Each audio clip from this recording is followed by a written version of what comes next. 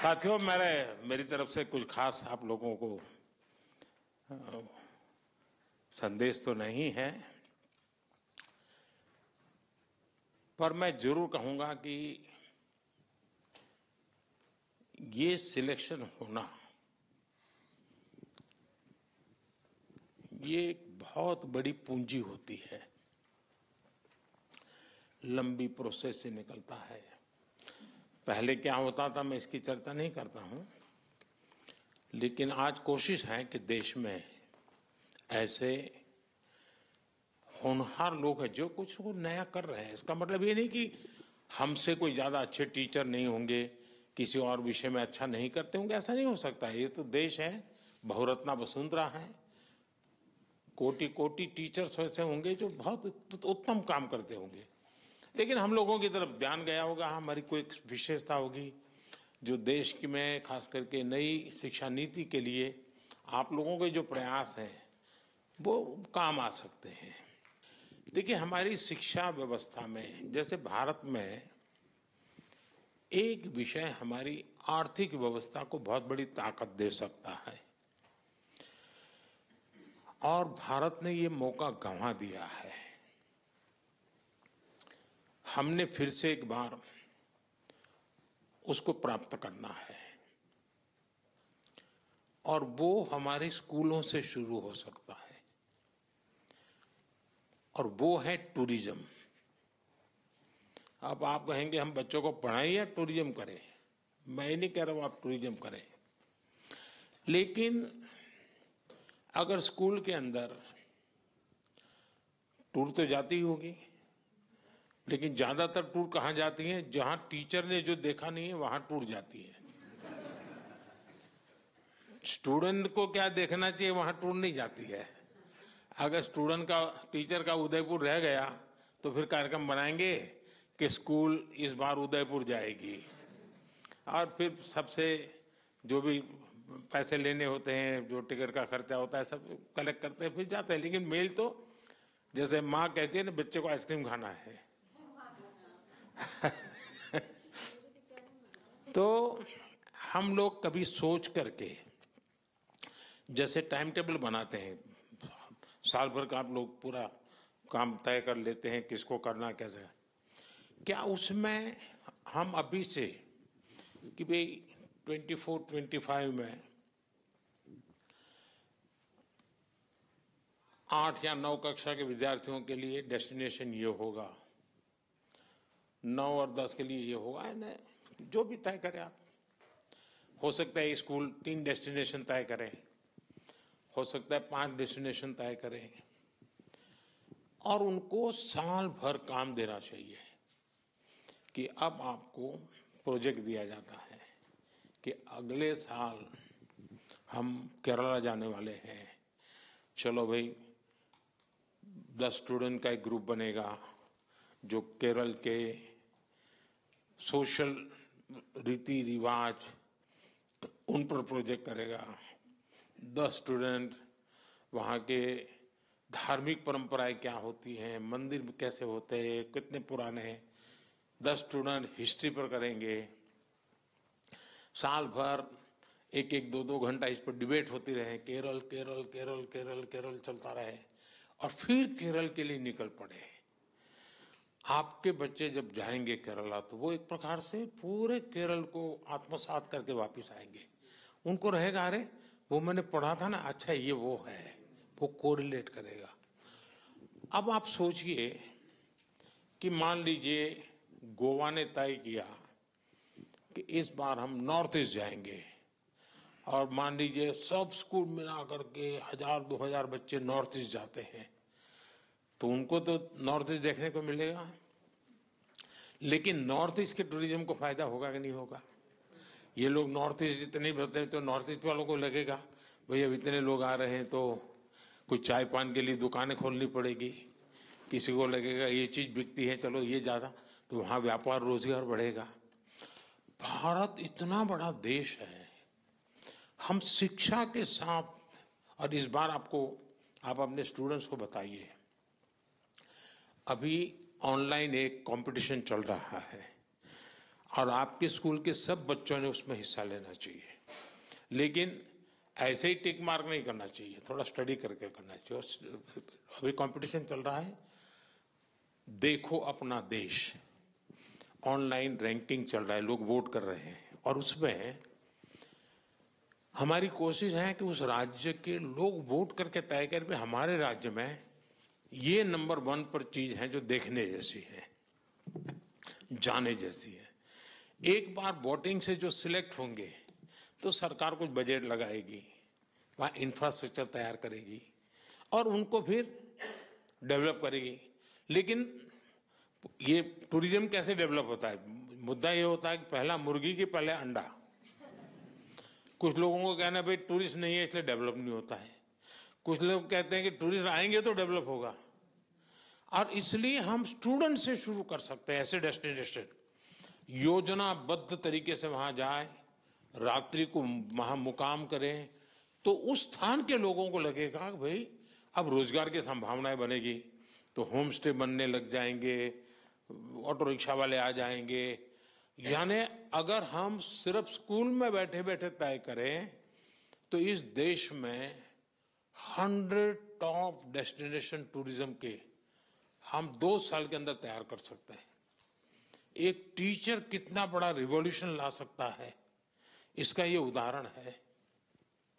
यानी आप अपनी रोजमर्रा की जिंदगी में स्कूल के रेगुलर काम में करते ही हैं, आपके यहां से टूर जाते ही जाते हैं, लेकिन अध्ययन नहीं होता है। जहां जाना है उसका साल भर अध्ययन होगा तो वो शिक्षा का काम हो गया, जाकर के उस जगह पे जाते हैं तो वहां पर इकोनॉमी को लाभ हो सकता है। उसी प्रकार से मेरा आपसे आग्रह है कि आपके नजदीक में जहां भी यूनिवर्सिटी हो, कभी न कभी आपके 8वीं 9वीं कक्षा के बच्चों का उस यूनिवर्सिटी में टूर कराना चाहिए। यूनिवर्सिटी से बात करनी चाहिए, भाई हमारे 8वीं कक्षा के बच्चे आज यूनिवर्सिटी देखने आएंगे। मेरा एक नियम था, जब मैं गुजरात में था तो कहीं पर यूनिवर्सिटी में अगर कॉन्वोकेशन में बुलाते थे तो मैं उनसे कहता था भाई मैं आऊँगा जरूर, लेकिन मेरे 50 गेस्ट साथ आएंगे। तो यूनिवर्सिटी को ना रहता नहीं है कौन 50 गेस्ट आएंगे, और जब पॉलिटिशियन कहता है तो उनको लगता है उनके चले चपाटे आने वाले होंगे। फिर मैं कहता था कि यूनिवर्सिटी के 5-7 किलोमीटर रेडियस में कोई सरकारी स्कूल हो जहां गरीब बच्चे पढ़ते हो, झुग्गी झोपड़ी के, ऐसे 50 बच्चे मेरे गेस्ट होंगे और उनको आपको फर्स्ट रो में बिठाना पड़ेगा।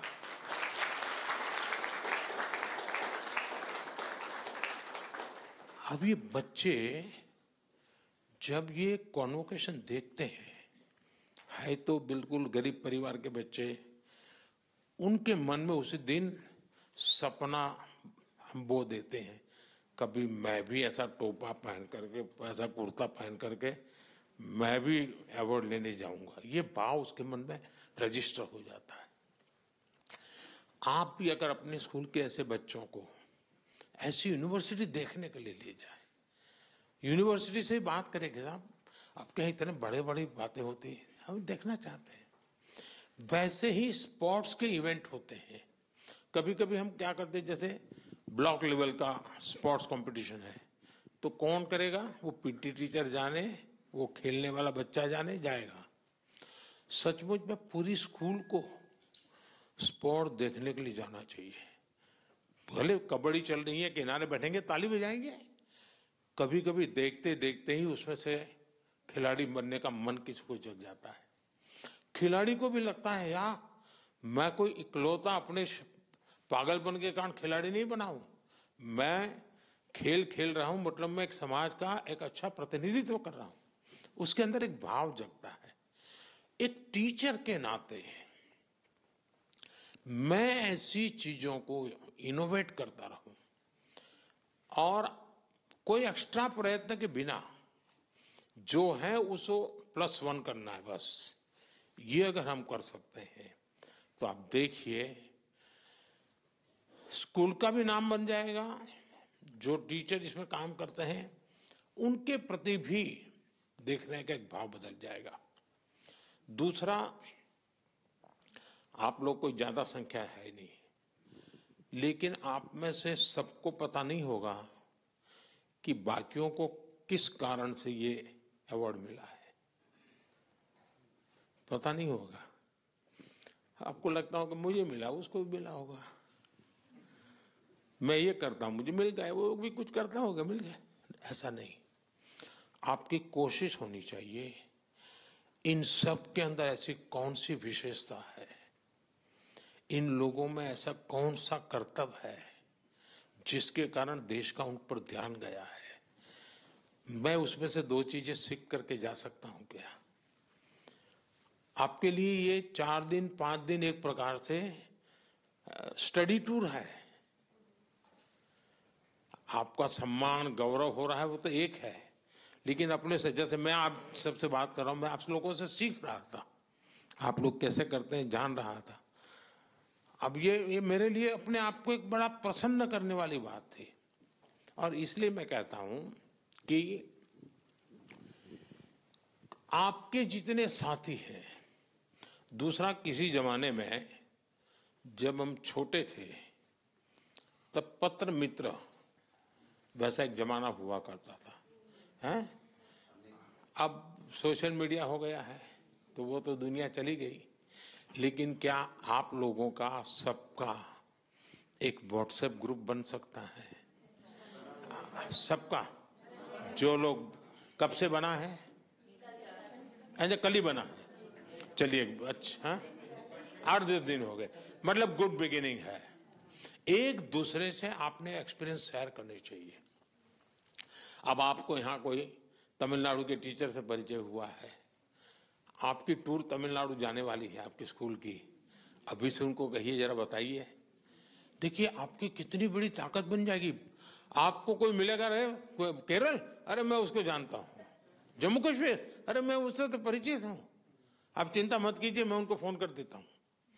इन चीजों का बड़ा प्रभाव होता है, और मैं चाहूंगा कि आप लोगों का एक ऐसा समूह बनना चाहिए जिनको लगना चाहिए यार हम तो एक परिवार के हैं, एक भारत श्रेष्ठ भारत का इससे बड़ा कोई अनुभव नहीं हो सकता। ऐसी छोटी छोटी चीजों की अगर तरफ आप ध्यान देते हैं, मुझे पक्का विश्वास है देश की विकास यात्रा में शिक्षक का बहुत बड़ा योगदान होता है। आप भी सुन सुन करके थक गए होंगे, शिक्षक ऐसा होता है, शिक्षक वैसा होता है, फिर आपको भी लगता है बंद करे तो अच्छा है? यानी मैं मेरे लिए नहीं कह रहा हूं, लेकिन शिक्षक की जब वाहवाही चलती है ना, इतनी चलती है, तो फिर आपको भी लगता है यार बहुत हो गया। मुझे भी लगता है कि वाहवाही की जरूरत नहीं है।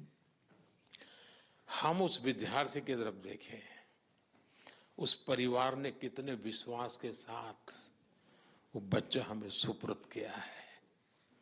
उस परिवार ने हमें इसलिए बच्चा सुपुर्द नहीं किया है कि आप उसको कलम पकड़ना सिखा दें, कंप्यूटर चलाना सिखा दें, इसलिए नहीं दिया है आपको वो बच्चा कि ताकि आप उसको कुछ सिलेबस पढ़ा दें, इसलिए वो अपना एग्जाम में अच्छा रिजल्ट ले आए, सिर्फ इसलिए नहीं भेजा है।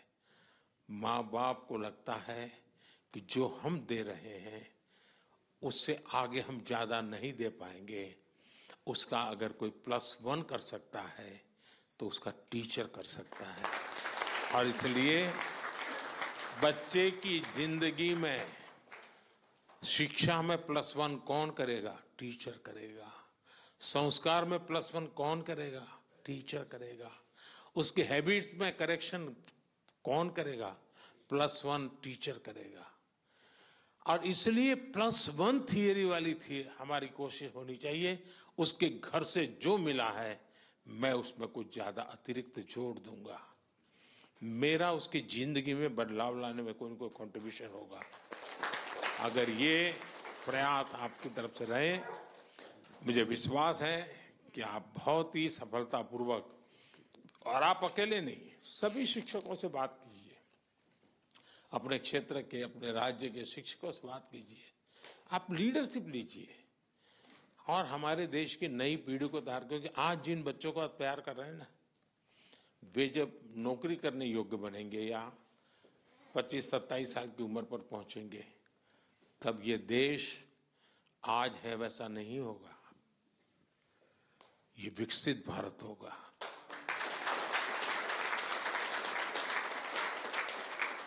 आप उस विकसित भारत में रिटायरमेंट का पेंशन लेते होंगे, लेकिन जिसको आज आप तैयार कर रहे हैं, वो उस विकसित भारत को नई ऊंचाइयों पर ले जाने वाला एक सामर्थ्यवान व्यक्तित्व बनने वाला है। और आपके पास कितनी बड़ी जिम्मेवारी है। ये विकसित भारत ये कोई सिर्फ मोदी का कार्यक्रम नहीं है, हम सबको मिलकर के विकसित भारत के लिए ऐसा मानव समूह भी तैयार करना है, ऐसे सामर्थ्यवान नागरिक भी तैयार करने हैं, ऐसे सामर्थ्यवान नौजवान तैयार करने हैं। अगर हमें आगे चल करके 25-50 गोल्ड मेडल अगर खेलकूद में लाने हैं, कहां से निकलेगा वो खिलाड़ी? जो आपके स्कूल में दिखते हैं उन बच्चों में से निकलने वाला है। और इसलिए हम उन सपनों को लेकर के, और आपके पास बहुत लोग हैं, सपने होते हैं, लेकिन उनके सामने इन सपनों को साकार कैसे करें? आप वो लोग हैं, आपके मन में जो सपना आए उस सपने को साकार करने के लिए वो लेबोरेटरी आपके सामने ही है, रॉ मटेरियल आपके सामने है, वो बच्चे आपके सामने हैं। आप अपने सपनों को लेकर के उस प्रयोगशाला में प्रयास करेंगे, आप जो चाहे वो परिणाम लेकर के आएंगे।